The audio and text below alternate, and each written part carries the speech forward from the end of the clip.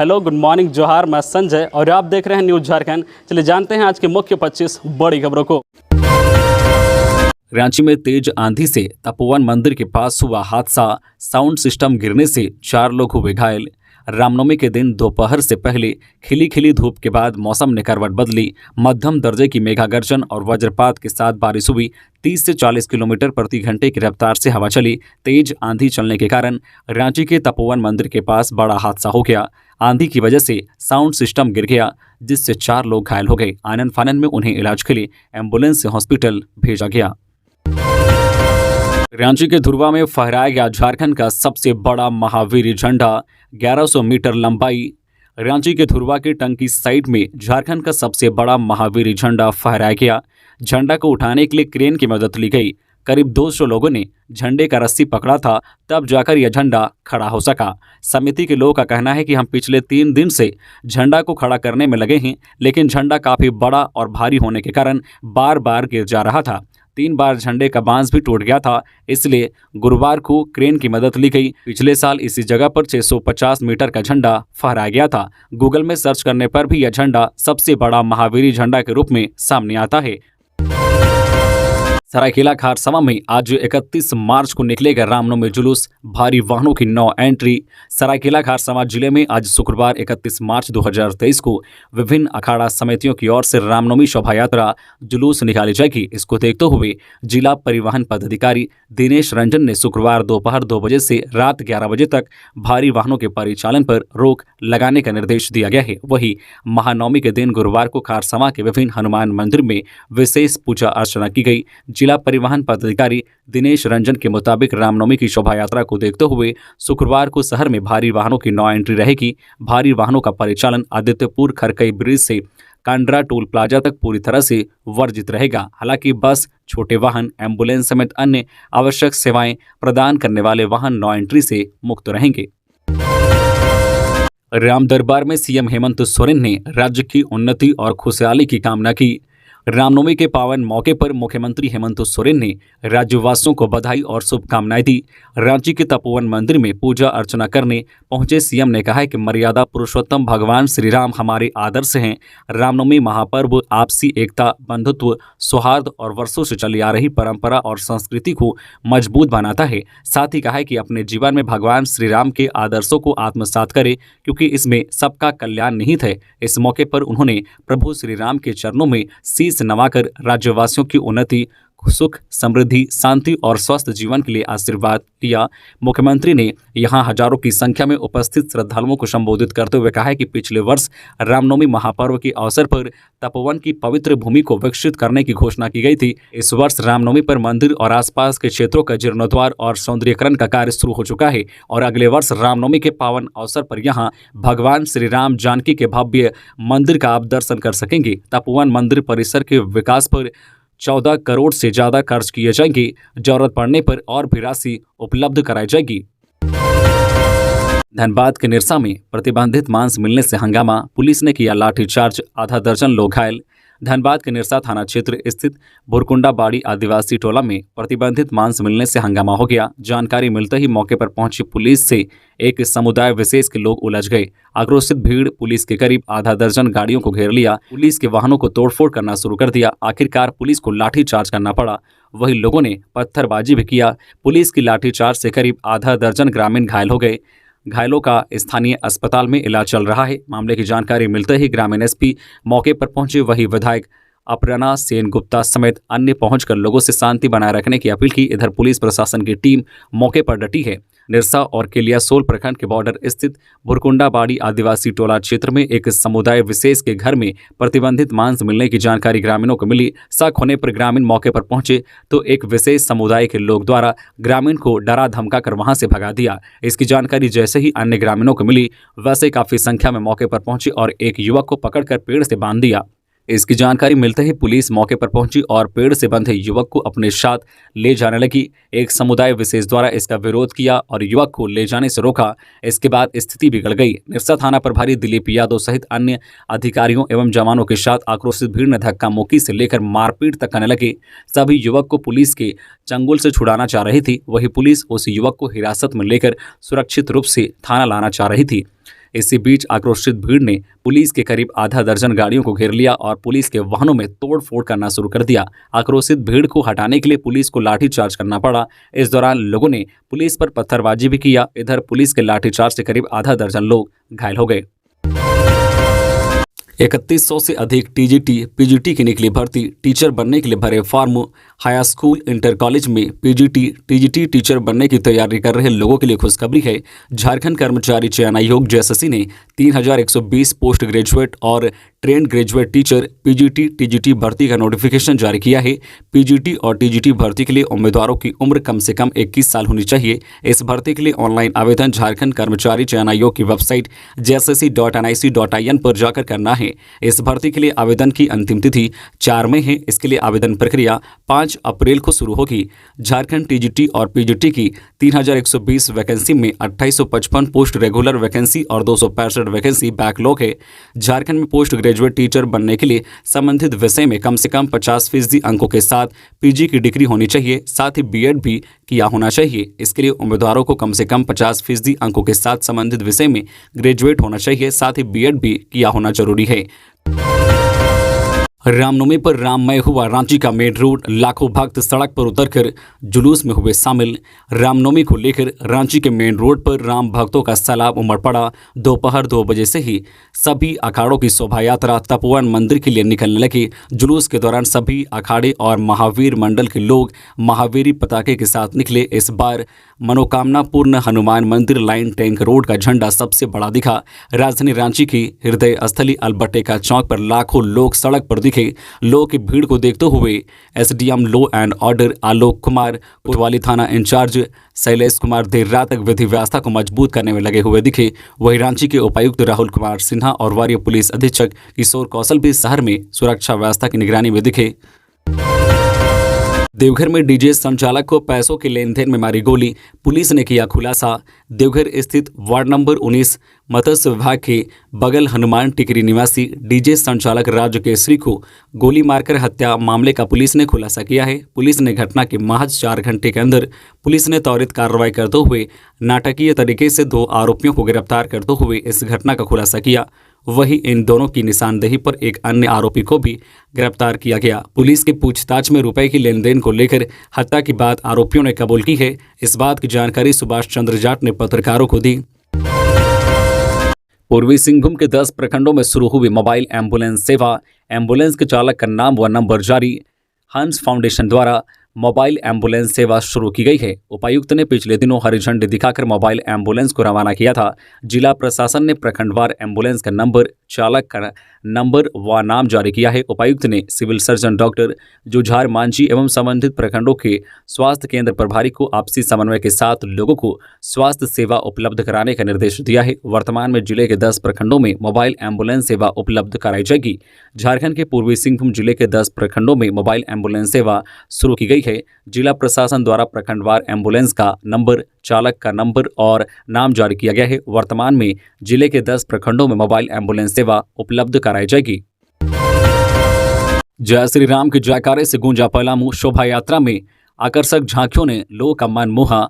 मर्यादा पुरुषोत्तम जय श्री राम और वीर हनुमान के जय घोष के साथ पलामू में रामनवमी की धूम देखी गई। गुरुवार को दोपहर बाद रामनवमी जुलूस में विभिन्न झांकियां लोगों का आकर्षण का केंद्र बनी रही। वहीं कई अखाड़ों के लोग अस्त्र शस्त्र के साथ कर्तव्य करते दिखे। रामनवमी जुलूस को देखने लोगों की भी भारी भीड़ उमड़ी। मेदिनीनगर के रामनवमी जुलूस में महावीर नवयुवक दल के पदाधिकारियों में काफी उत्साह देखा गया। सभी शांतिपूर्ण पर्व मनाने की अपील की। पुलिस भी मौके पर मौजूद रही। वही रामनवमी जुलूस में छाव नृत्य आकर्षण का केंद्र रहा। छाव नृत्य के कलाकारों ने नृत्य पेश कर लोगों का मन मोहा। वही राधा कृष्णा के वेश में नृत्य करते कलाकार भी जुलूस में शामिल हुए। इनके नृत्य को देखने के लिए भी लोगों की भारी भीड़ उमड़ी। इधर भारत सेवक संघ की झांकी भी लोगों का आकर्षण का केंद्र रहा। वही श्री महावीर किशोर दल की झांकी में भगवान राम, लक्ष्मण और माता सीता को दिखा गया। खिलाड़ियों को मिलेगा नगद पुरस्कार। 15 अप्रैल तक मांगा गया आवेदन। झारखंड के खिलाड़ियों को नगद पुरस्कार का लाभ दिया जाना है। इसे लेकर राज्य के सभी जिलों के खिलाड़ियों से आवेदन मंगाए जाने की प्रक्रिया शुरू कर दी गई है। इसे लेकर राज्य के सभी जिलों में 15 अप्रैल तक आवेदन दिए जाने को लेकर जिला खेल पदाधिकारी के स्तर से अपील की जा रही है। वहीं खूंटी, सिमडेगा सहित अन्य जिलों ने तो बाकायदा विज्ञापन जारी किया है, जिसमें खिलाड़ियों से इसका लाभ उठाने को कहा है। बताया गया है कि राज्य के ऐसे खिलाड़ी जिन्होंने 10 जून 2022 के बाद अंतर्राष्ट्रीय भारतीय ओलंपिक संघ से मान्यता प्राप्त खेलों की विभिन्न अंतर्राष्ट्रीय राष्ट्रीय खेल प्रतियोगिताओं में पदक हासिल किया हो, उन्हें सम्मान राशि का लाभ राज्य की नई खेल नीति के आधार पर दिया जाएगा। बताया गया है कि अगर राष्ट्रीय अंतर्राष्ट्रीय स्तर की खेल प्रतिभाओं में भागीदारी भी हुई हो तो राज्य सरकार उन्हें लाभान्वित करेगी। इस संबंध में जिला खेल पदाधिकारी के स्तर से यह भी बताया जा रहा है कि जिले या खेल विभाग की वेबसाइट से योग्य खिलाड़ी आवेदन पत्र प्राप्त कर खेल विवरणी के साथ निर्धारित अवधि तक अपना आवेदन डीएसओ कार्यालय में जमा कर दें। जाम मुक्त होगी रांची, शहर में दौड़ेगी इलेक्ट्रिक एसी बस, नगर निगम ने की तैयारी। झारखंड में ऑटो से सफर की किचकिच जल्द ही खत्म होगी। राजधानी रांची की सड़कों पर इलेक्ट्रिक एसी बसें दौड़ेंगी। हालिया कैबिनेट की बैठक में हेमंत सोरेन की सरकार ने यह फैसला किया है। सरकार ने फैसला किया है कि राजधानी रांची में निजी वाहनों का दबाव कम करने के लिए इलेक्ट्रिक बसें चलाई जाएगी। इसके लिए बाकायदा 244 बसें खरीदी जाएंगी। इनमें से 24 इलेक्ट्रिक एसी बस होगी। मीडिया रिपोर्टर्स के मुताबिक नगर आयुक्त शशि रंजन ने कहा है कि निगम ने विस्तृत डीपीआर तैयार किया है। नगर विकास विभाग को डीपीआर भेजा गया है। बसों की खरीद को लेकर भी प्रक्रिया जारी है। उन्होंने कहा है कि बस खरीद की प्रक्रिया खत्म होने के बाद रूट और किराया तय किया जाएगा। बस खरीद कर रांची नगर निगम को परिचालन के लिए सौंप दिया जाएगा। बंधु तिर्की मामले की हाईकोर्ट में हुई सुनवाई, सिविल कोर्ट से मांगा एसएलआर, 9 मई को होगी अगली सुनवाई। आय से अधिक संपत्ति अर्जित करने के जिस मामले में पूर्व मंत्री को सजा हुई, उसके खिलाफ हाईकोर्ट में क्रिमिनल अपील दायर की गई थी। इस अपील की गुरुवार को सुनवाई हुई। यह सुनवाई झारखंड हाईकोर्ट के जस्टिस नवनीत कुमार की अदालत में हुई। मामले की सुनवाई करते हुए जस्टिस नवनीत कुमार ने निचली अदालत से बंधु तिर्की से जुड़े मामले का ओरिजिनल रिकॉर्ड मांगा है। ओरिजिनल रिपोर्ट मिलने के बाद अगली सुनवाई की जाएगी।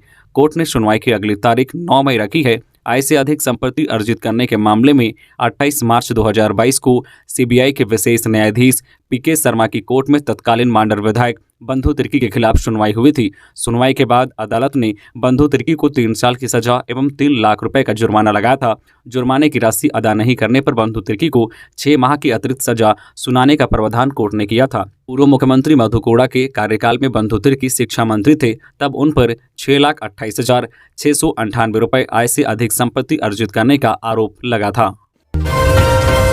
खूंटी में रामनवमी की शोभा यात्रा में उमड़ा आस्था का सैलाब। हल्की बारिश और तेज हवा भी रामनवमी त्यौहार में राम भक्तों के उत्साह को कम नहीं कर सकी। हल्की बारिश और तेज हवा के बीच गुरुवार को भक्तिपूर्ण वातावरण में रामनवमी की शोभा यात्रा निकाली गई। रामनवमी महोत्सव का मुख्य आकर्षण केंद्रीय रामनवमी महासमिति के तत्वाधान में आयोजित नवमी की विराट शोभा यात्रा रही, जिसमें शहरी व ग्रामीण क्षेत्रों के दर्जनों अखाड़ों के खिलाड़ियों सहित हजारों श्रद्धालुओं ने भागीदारी की। प्रातःकाल से ही शहर के प्रमुख देवीगुड़ी, महादेव मंडा, दुर्गा मंदिर, मिश्राटोली, श्री राम मंदिर, पिपराटोली, हनुमान मंदिर, भगत सिंह चौक, ठाकुरबाड़ी सहित अन्य मंदिरों व अखाड़ों में प्रभु श्री राम व उनके परम भक्त वीर हनुमान जी की पूजा अर्चना जो है श्रद्धा और निष्ठा से की गई। झारखंड को 2 वंदे भारत की सौगात। भारतीय रेलवे ने झारखंड को 2 वंदे भारत एक्सप्रेस ट्रेन की सौगात दी है। पहली ट्रेन रांची से पटना के बीच चलेगी। हजारीबाग के रास्ते चलने वाली यह ट्रेन अभी 7 घंटे में रांची से पटना पहुंच जाएगी। अपने ही देश में बनी इस आधुनिक ट्रेन की हर राज्य में डिमांड है। झारखंड की राजधानी रांची से पहली वंदे भारत एक्सप्रेस ट्रेन 25 अप्रैल को रवाना होगी। प्रधानमंत्री नरेंद्र मोदी खुद इसको हरी झंडी दिखाएंगे, ऐसा कहा जा रहा है। भारतीय रेलवे के सूत्रों की माने तो यह ट्रेन सप्ताह में 6 दिन चलेगी। आधुनिक सुविधाओं से लैस या सबसे ज्यादा स्पीड से चलने वाली ट्रेन भी है। इसमें वाईफाई कनेक्टिविटी के साथ साथ लोगों के मनोरंजन के लिए 32 इंच की टीवी भी लगी है। इसके अलावा भी और भी कई सुविधाएं वंदे भारत ट्रेन में दी गई है, जिसने इसे लोकप्रिय बना दिया है। देश में इस वक्त 10 रूट पर वंदे भारत ट्रेन दौड़ रही है। भारत में वर्ष 2019 में सबसे पहले देश की राजधानी नई दिल्ली से प्रधानमंत्री नरेंद्र मोदी के संसदीय क्षेत्र और बाबा विश्वनाथ की नगरी वाराणसी के बीच वंदे भारत ट्रेन का परिचालन शुरू हुआ था। अब तक 10 रूट पर वंदे भारत एक्सप्रेस ट्रेन की शुरुआत हो चुकी है। जल्द ही रांची से हावड़ा और रांची से पटना के बीच भी वंदे भारत एक्सप्रेस की शुरुआत होने वाली है। झारखंड भाजपा में बदले जा सकते हैं प्रदेश अध्यक्ष, ओबीसी नेता को मिल सकती है जिम्मेदारी। झारखंड भाजपा में नेतृत्व परिवर्तन की सुगबुगाहट तेज हो गई है। भाजपा वर्ष 2024 में होने वाले लोकसभा और विधानसभा चुनाव को लेकर तैयारी में जुट गई है। चाईबासा और देवघर में केंद्रीय गृह मंत्री अमित शाह की रैली के बाद ही झारखंड में भाजपा इसकी तैयारी शुरू कर दी थी, लेकिन राज्य में मिशन 2024 के नेतृत्व को लेकर भाजपा मंथन कर रही है। मालूम हो कि बीते सप्ताह भाजपा के केंद्रीय नेतृत्व ने 4 राज्यों के प्रदेश अध्यक्षों को बदल दिया है। जिन राज्यों में विधानसभा चुनाव नजदीक है वहां भाजपा के प्रदेश अध्यक्ष बदले हैं। झारखंड में भी भाजपा के प्रदेश अध्यक्ष दीपक प्रकाश का कार्यकाल 25 फरवरी को ही पूरा हो चुका है। बताया जा रहा है कि झारखंड में भी नए प्रदेश अध्यक्ष की घोषणा जल्द हो सकती है।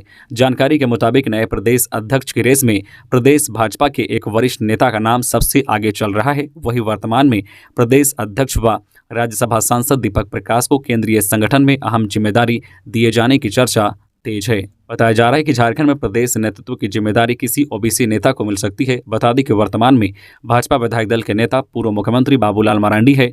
वही प्रदेश में संगठन की जिम्मेदारी ओबीसी समुदाय के किसी सक्रिय नेता को दिए जाने पर चर्चा की जा रही है। हेमलाल मुर्मू की 11 अप्रैल को होगी घर वापसी। 9 साल पहले छोड़ा था झामुमो। भाजपा के टिकट पर राजमहल सीट से 2 बार लोकसभा चुनाव लड़ने वाले हेमलाल मुर्मू की घर वापसी होगी। 9 साल के बाद वे 11 अप्रैल को फिर से झामुमो में शामिल हो जाएंगे। बरहेट के धनजोरी गांव में इसके लिए एक भव्य कार्यक्रम होगा।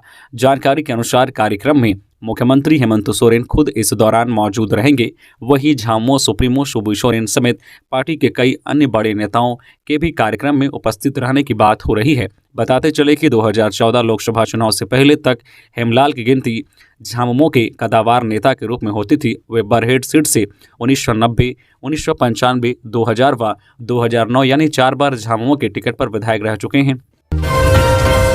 बोकारो एयरपोर्ट से लगातार हो रही चोरी, आसपास के लोगों ने बाउंड्री वॉल को किया क्षतिग्रस्त। सख्त कार्रवाई की तैयारी। झारखंड में जल्द ही एक और एयरपोर्ट बनकर तैयार हो जाएगा। इसकी तैयारी जोर शोर से चल रही है। बोकारो एयरपोर्ट को तैयार करने के लिए 1772 छोटे बड़े पेड़ काटे जाने हैं। इसकी शुरुआत भी हो चुकी है। एयरपोर्ट के आसपास के बस्ती के लोग बाउंड्री के अंदर घुसकर काटे गए पेड़ों की लकड़ियां चुरा रहे हैं। कई बार वे बाउंड्री को भी नुकसान पहुंचाते हैं, जिससे काम प्रभावित हो रहा है। रांची एयरपोर्ट के डायरेक्टर केएल अग्रवाल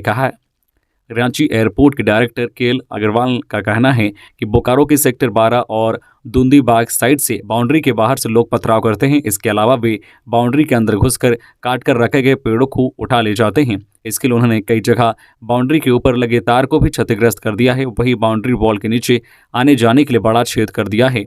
इससे काम प्रभावित हो रहा है। काम में लगे मजदूर भी डरे हुए रहते हैं। इस बात की जानकारी उन्होंने बोकारो डीसी कुलदीप चौधरी और बोकारो स्टील प्लांट के अधिकारियों को दी है। एयरपोर्ट का काम लगभग खत्म हो चुका है और सिर्फ पेड़ काटने का काम बचा हुआ है। इस क्षेत्र में कुल 1772 छोटे बड़े पेड़ काटे जाने हैं। चास एसडीओ दिलीप प्रताप सिंह शेखावत ने बताया कि उपायुक्त ने एयरपोर्ट में चल रहे विस्तारीकरण कार्य का निरीक्षण किया है। लकड़ी चोरी और पथराव करने की घटना को संज्ञान में लेते हुए डीएसपी सिटी कुलदीप कुमार और संबंधित थाने को जानकारी दिए गए हैं। उन्होंने कहा कि काटे गए पेड़ों की जो है काउंटिंग हो रही है और चोरी करते पकड़े जाने वाले व्यक्ति के खिलाफ कड़ी कानूनी कार्रवाई की जाएगी। सरायकेला के महावीरी अखाड़ा ने निकाला भव्य रामनवमी जुलूस। सरायकेला खारसावां जिले में वैसे तो आज शुक्रवार 31 मार्च 2023 को रामनवमी जुलूस निकाला जाएगा, लेकिन महानवमी पर कुछ अखाड़ों ने गुरुवार को ही जुलूस निकाला। इस दौरान महावीर अखाड़ा समिति पाठागार रोड द्वारा बजरंग मंदिर परिसर से जय श्री राम के नारे के साथ जुलूस की शुरुआत हुई। इसके बाद पाठागार चौक, मुख्य बाजार चौक, कालू राम चौक सहित शहरी क्षेत्र के अन्य चौक चौराहे में भ्रमण करते हुए युवाओं ने करतब दिखाया। युवाओं की टोली ने तलवारबाजी, लाठी खेल, फ्यूज ट्यूब लाइट से खेल, मुंह से आग निकालने का खेल सहित कई करतब दिखाया। जुलूस में शामिल युवा से लेकर बुजुर्ग सभी भगवा धारण कर हाथ में बजरंग झंडा लिए हुए थे और जय श्री राम के जयकारे लगा रहे थे। बारिश के कारण खूंटी में देर से निकली शोभा यात्रा, लोगों में उत्साह। खूंटी में रामनवमी शोभा यात्रा की धूम है। बारिश होने के कारण कुछ देर से शोभा यात्रा निकाली गई। इस दौरान केंद्रीय मंत्री शाह, खूंटी सांसद अर्जुन मुंडा के अलावा उपायुक्त शशि रंजन और एसपी अमन कुमार भी उपस्थित रहे।